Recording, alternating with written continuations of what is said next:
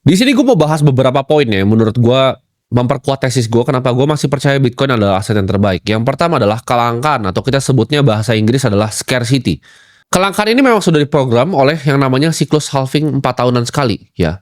Setiap 4 tahun ini ya, reward dari Bitcoin yang di-generate oleh para miner itu dipotong setengah. Kombinasi ini ditambah dengan network effect ya. Jadi Bitcoin tuh makin banyak yang pakai, makin kuat networknya. Makin banyak yang pakai, makin banyak orang yang running node-nya juga. Makin banyak orang yang pakai, makin banyak miner yang bermunculan. Ini membuat Bitcoin tuh menjadi aset yang gue sebutnya unik di sini ya. Jadi ini banyak digunakan sama para konglomerat ataupun pemimpin dunia ya. Jadi oligarki di Rusia itu pasti pakai Bitcoin, penambang-penambang di Afrika itu pakai Bitcoin, sampai keluarga minyak dari Saudi pun pakai Bitcoin. Poin penting kedua adalah desentralisasi ya. Bitcoin itu adalah aset yang nggak ada perusahaannya ya. Jadi bukan kayak bank, dia ada perusahaan, ada Bank of America, ada Wells Fargo. Bitcoin itu tidak punya perusahaan di belakangnya, tidak punya perusahaan, tidak punya CEO, tidak punya siapapun ya di baliknya.